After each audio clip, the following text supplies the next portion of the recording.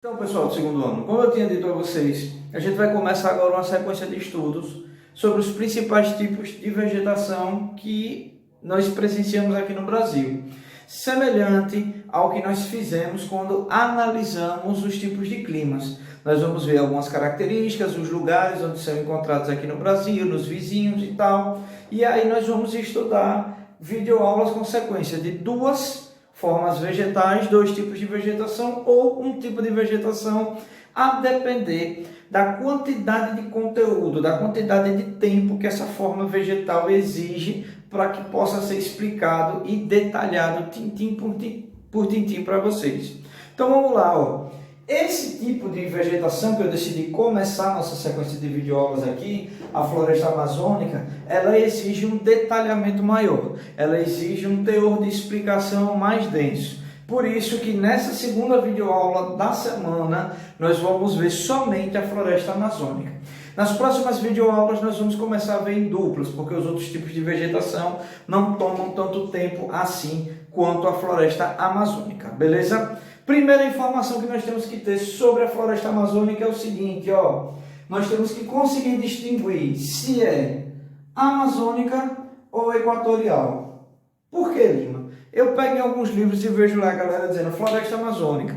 Em outras eu vejo dizendo lá floresta equatorial. Qual seria a denominação correta que eu devo utilizar para não acabar me dando mal do Enem na hora de elaborar uma redação, usar o termo incorreto e perder alguns pontinhos aí de coerência? Qual seria o certo a ser utilizado?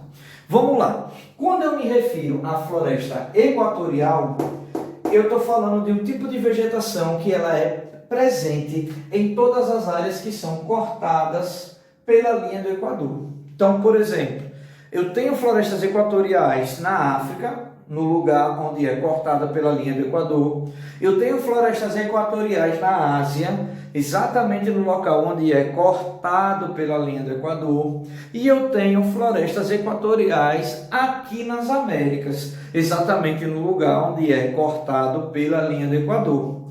Entretanto, contudo, porém, todavia, aqui nas Américas, nós pegamos essa floresta equatorial aqui e nós demos um nome próprio, certo? Um nome que tem relação com a nossa cultura latino-americana.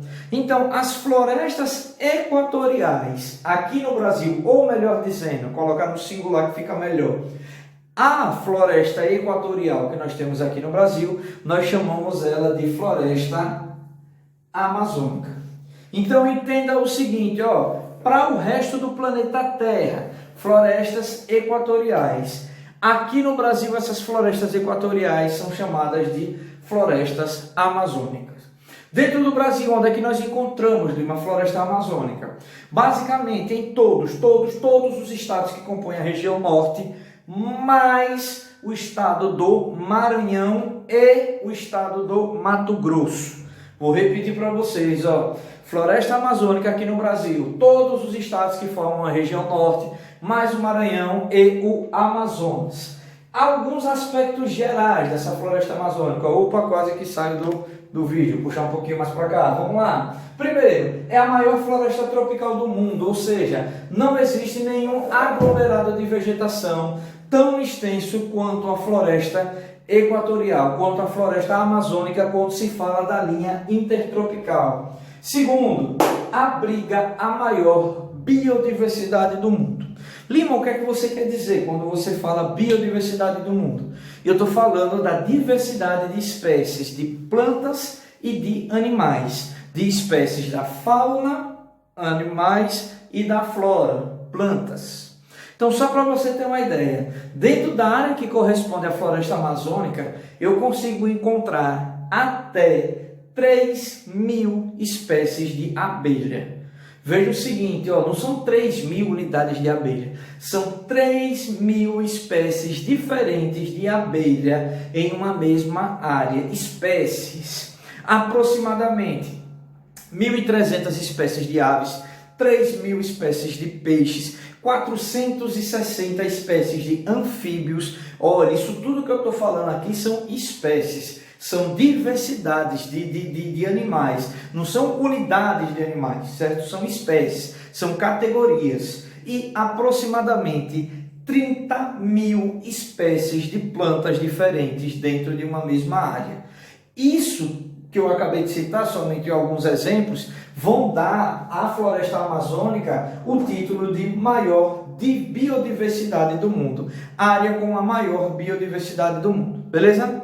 Seguindo aqui, nós vamos entender que a floresta amazônica ela não é somente nossa, ela ocupa toda a porção norte da América do Sul. Países como Bolívia, Venezuela, Equador, parte da Colômbia, as Guianas, certo? O Brasil, como nós estamos discutindo, eles são agraciados pela floresta amazônica.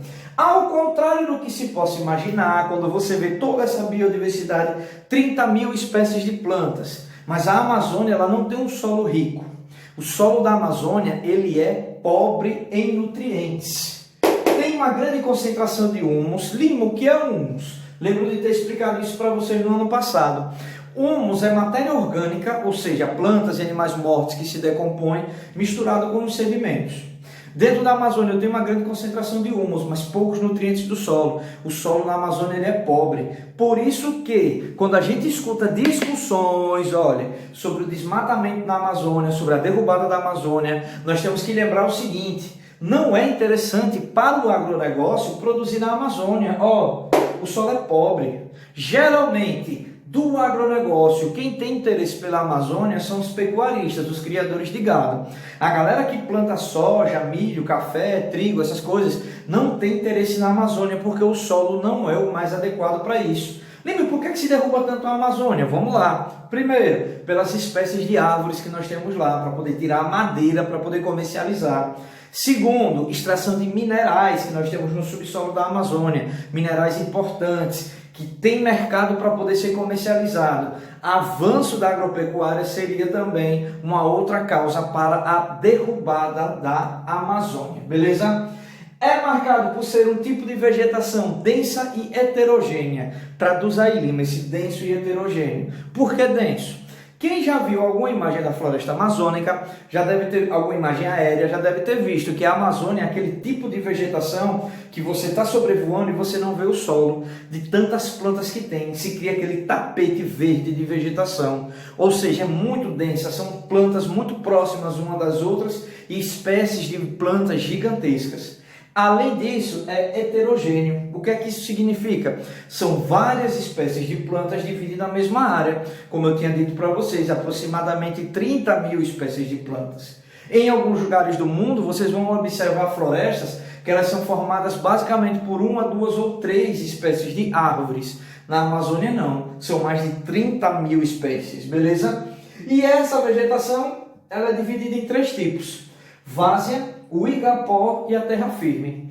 Várzea e igapó são as terras mais baixas que nós temos na Amazônia, sendo que o igapó é o mais baixo que tem. É aquela vegetação que está no solo mais baixo, que qualquer chuvinha ela acaba sendo inundada. Aqui eu estou falando daquelas plantas aquáticas, tipo aquela Vitória Régia, que parece uma tampa grandona assim verde, que dizem que suporta até o peso de um homem sobre ela, beleza?